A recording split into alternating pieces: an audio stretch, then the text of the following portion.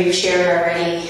My goodness. I had some notes prepared, but I'm feeling like maybe I just see what gets channeled here. Everyone's been so raw and vulnerable and honest. And for me, one of the moments that stands out as a raw, vulnerable moment for me was in 2007. So I served in the United States Marine Corps for about 7 years, to include 2 combat tours to Iraq as an intelligence officer. And I actually was a pilot first and was medically disqualified, and I'll tell you why a little bit later. But during the second deployment, 2007, I was 26 years old and I had decided to die. And I wasn't going to kill myself, which even in that decision, I judged myself for not being strong enough to pull the trigger. And I had the option to pull the trigger. I had a weapon with me at all times. And I was alone a lot of the time. And I loaded that magazine and put it in my pistol and sat it on the bed and looked at it and thought it would just be easier if I wasn't here. But I didn't pull the trigger. Instead, I stopped eating. Kind of like how an animal does when it knows it's time to go. I just stopped. And I wanted to just let time take its course with me.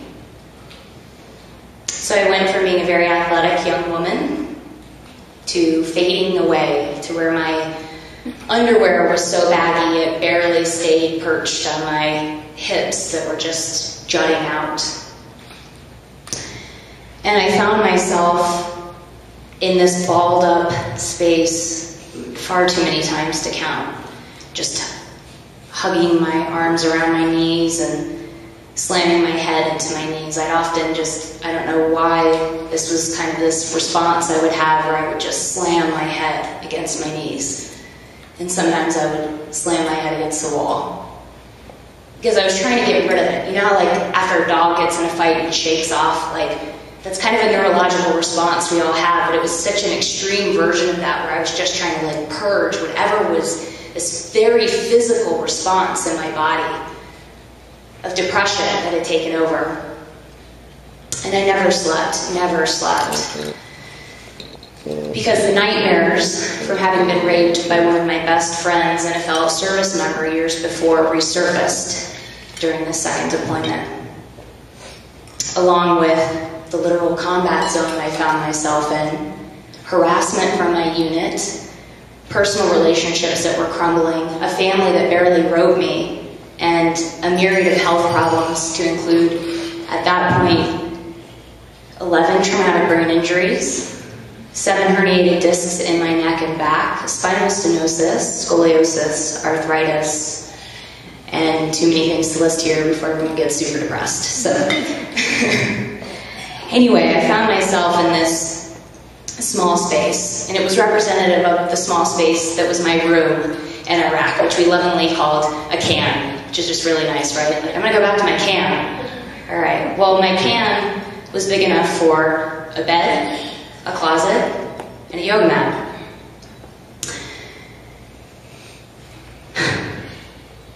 And if I could just roll off my bed onto the yoga mat and sit there and breathe, it meant I was alive. And it was that simple for me at that point in my life to just literally sit and say, I'm breathing, I'm alive. I'm breathing, I'm alive. Because it felt like I was dying.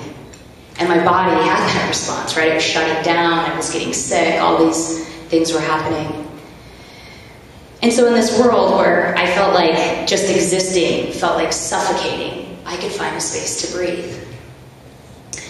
And if I was lucky, and I had a little yoga DVD and just a piece of crap laptop that had sand in it and everything else, but it would play my yoga DVD that one of my enlisted Marines gave me, had the guts to give me the deployment before.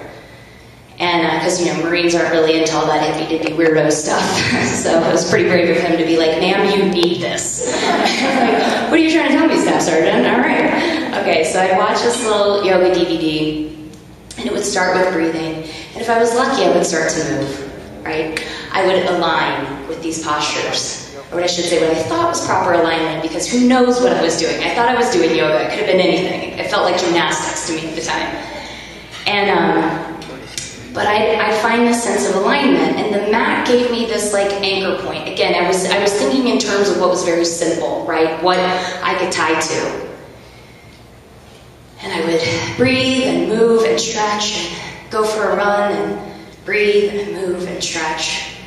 And then thank God for this 3-foot by 6-foot floor space, because that is where I feel like I started to get my life back. Even though by all standards at that point in my life, it was all gone. Everything professionally, everything personally, financially, health-wise. I was in my 20s and felt like I was in my 80s. It was excruciating to exist.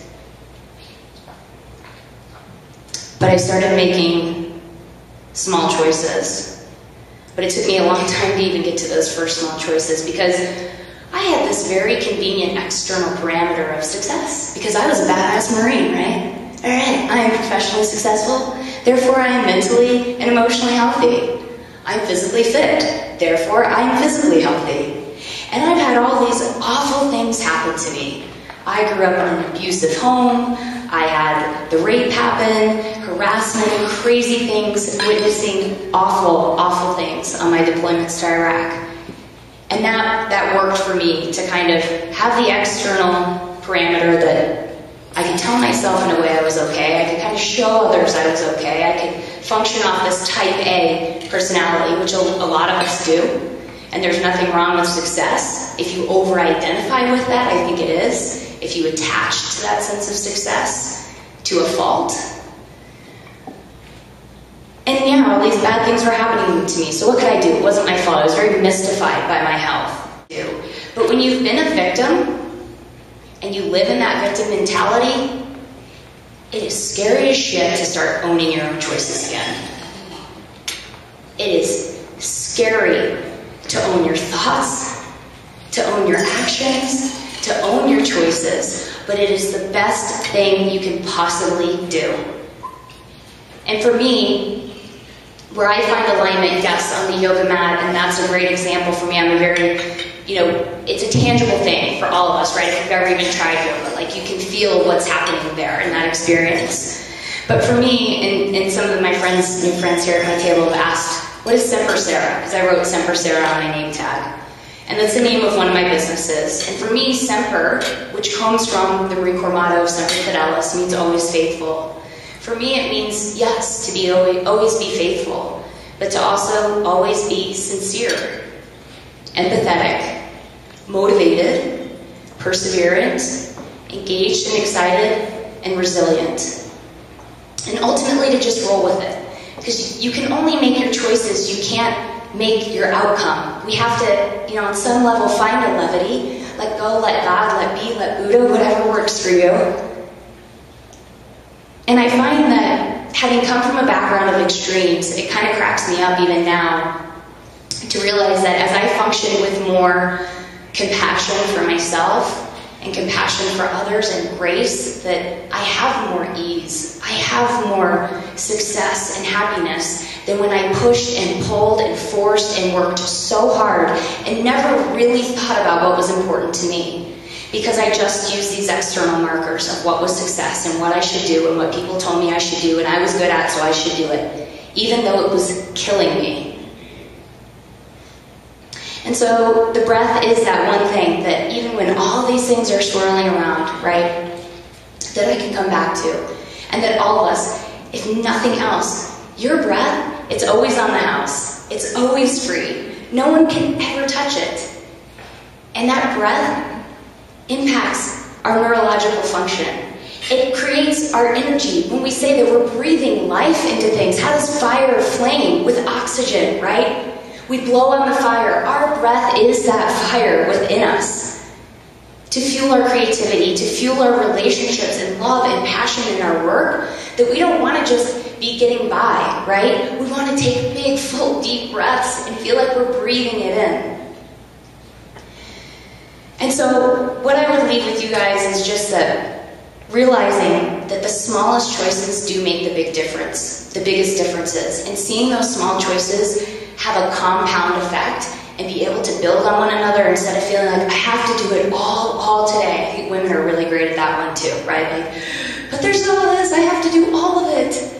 And we put all these big obstacles, we put obstacles in our way, like negative self-talk, crappy food. If you don't think your health affects your ability to think clearly, make good decisions, impact your relationships and your work, think again, right? And one of my favorites, but I'm a perfectionist. So for those of you that own businesses or working on other projects, how many times do you use that as an obstacle? I raise the BS flag, like total bullshit, seriously. Because get out of your own way. Like we are the biggest obstacles, right? Getting in our own way. And so we're limited on time. I just want to close with one final thought. In knowing that you can start by taking a big breath. You can choose to align. Give yourself permission to shine instead of being afraid of whatever ridiculous consequences that someone else may be thinking, or you may burn yourself out in the name of service. Don't burn yourself out. Take care of yourself. Find the alignment that allows you to shine and thrive. And I'm so thankful for being here today. I can't wait to meet everyone else that's here. The greatest gift that you can give the world is to shine your authentic light bright. As you shine, you inspire others to shine. And when you succeed, you give others permission to succeed. So shine. God bless. Thank you so much.